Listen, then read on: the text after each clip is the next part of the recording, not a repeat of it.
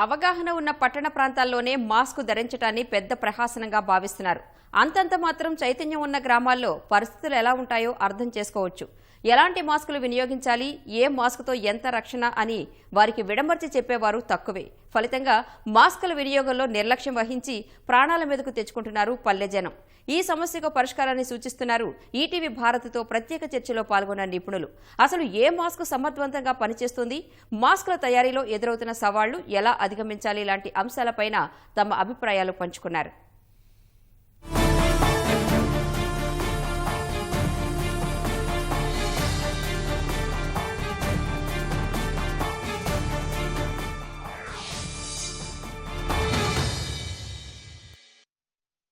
At least in the urban centers, we have some kind of infrastructure for people to go and get their tests done, or probably even advocate for tests to be done at home and look at the ways of testing that can be done also. But in rural India, what are the challenges that are there that prevents testing from being done, identifying those who have the infection?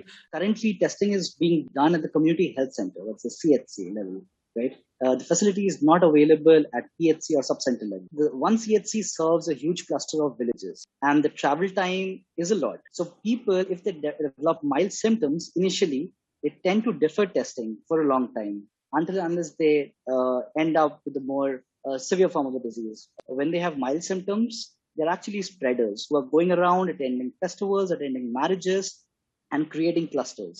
Add to that, it has traditionally been seen that in India, especially in rural areas, people first seek care from the local quacks. And that's very prevalent, and we cannot deny that. It has never been seen over the past 5 or 6 years that I've been around in rural Madhya Pradesh, in this district of Guna. So that's very concerning. So I think rapid testing at the household level, by empowering our health workers, people working at the PHC, using the staff that is available at our disposal, that is there at our disposal, is the key over here. Rapid testing needs to be done on a massive scale at regular intervals to be able to pick up cases at the right time when they are actually spreading the virus the most, to encourage them to home isolate and to initiate them on treatment as and when required. Dr. Dhilan, what is the kind of health emergency that you see in India where we have to do something immediately to stop the spread? Yeah, I think the two immediate actions that are relatively low-hanging and that they can be implemented nearly immediately. One is widespread dissemination, promotion, and really encouraging uptake of these high-five masks that Deva Bhaktuni was talking about. And if you think about it, there's instances where we have a confirmed COVID patient who's coughing a lot. They have a high-five mask on. I have a high-five mask on. The possibility of me getting infected in that scenario, high-five masks can happen immediately. And that, I think, is the lowest hanging opportunity. And it can almost function as something like it functions similar to a vaccine when worn appropriately and widely. Second thing is figuring out how to do restrictions.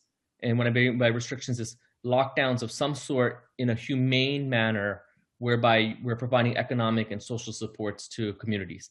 And then third to that, I think, to slow transmission would be trying to basically either mass procure plus or minus mass produce rapid tests and getting them out there with a lot of promotion on how they should be used, both via channels that exist in communities such as ashas and anganwadis, and also in places where possible, having people themselves self-test and then be able to self-isolate. Those are three things that can happen in a matter of days to weeks. Now everybody is speaking about the mask. Now, when it comes to India, on the online platform also, there were a lot of masks available. Everybody was selling masks online. Everybody was making masks available on the streets. But do those masks actually protect us would have been the big question. So what do you think about having a streamlined, standardized procedure that has to come from the government, because it's a regulatory procedure?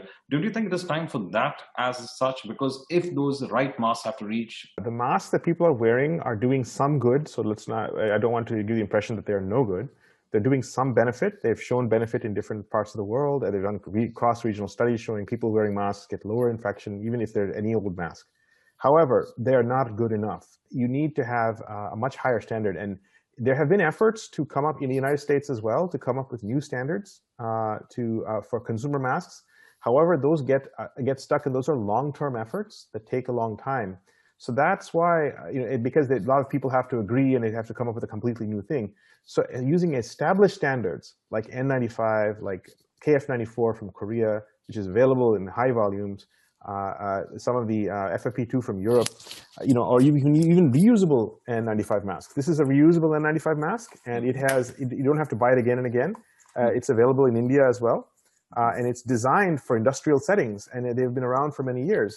It has a very good fit because of the elastomeric surface, and you put it on like this, like this, and you just use it for up to a year. And similarly, there's ones for like this as well. They're a little more costly up front, and so these are all things that are existing already. And so I would encourage just taking off-the-shelf products and using them today, as opposed to waiting for the future where there will be, yes, we can do better in the future, and that will take time. But there are many good alternatives. If you go to patientknowhow.com, I've actually curated a number of them, that you can check. And in fact, the most commonly available are the surgical masks that are available. Yes. And that is what most of the Indians have been, in fact, been having with them. Also, Yes. a critical question that they ask is, how long can you use an N95 mask? That is also an excellent question, and there's no good answer to that. Even the CDC in the United States doesn't have a good answer to that. If it's a mask like this, designed for reliability, oil can fall on it and it still works. That's for like heavy industrial area. You can use it for even up to a year. But if it's a disposable mask, it may last much shorter. So it all depends on how often you need to use it. If you're maintaining it and it's available to use, you can use it. And the surgical masks is a very excellent question.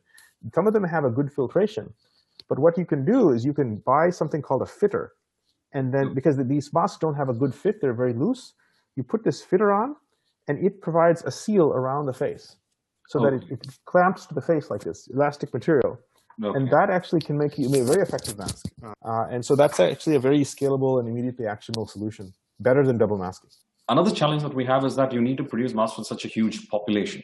So people tend to, in fact, look at the cost factor. At the same time, if they have to replace it, that also becomes a cost factor. And the right masks are not reaching. We can rope in our small-scale industries so that we can actually scale up production of this. Do you think that is the way forward for something like this, where we can actually, on patent production or on licensed production, we can in fact go ahead and scale up this process so that at least people get the right mask? Is that a possibility? Definitely. And in fact, there are so many alternatives. And in fact, U.S. manufacturers are actually say they have excess capacity, and some of them are actually sending them to India. Right as we speak, to the Delhi government, and they're starting to send massive shipments, millions and millions of masks. Yeah, so there are many manufacturers and a large industry ready to do this for you. So they think of it that way. There's not a huge supply constraint. There's actually a demand constraint. Adrish Bhadra, you have seen how people have been masking in rural India. What do you think is in the rural sector? What are the challenges that when it comes to just distribution of masks that we are facing over there? Well, I think in the rural areas, there has been the chronic problem of using high quality masks all through. N95 being relatively expensive is not something that people in the rural areas can afford every now and then. So we are actually looking into this possibility. We are trying to push for surgical masks and mask fitters in rural Madhya Pradesh, and let's see how that turns out to be.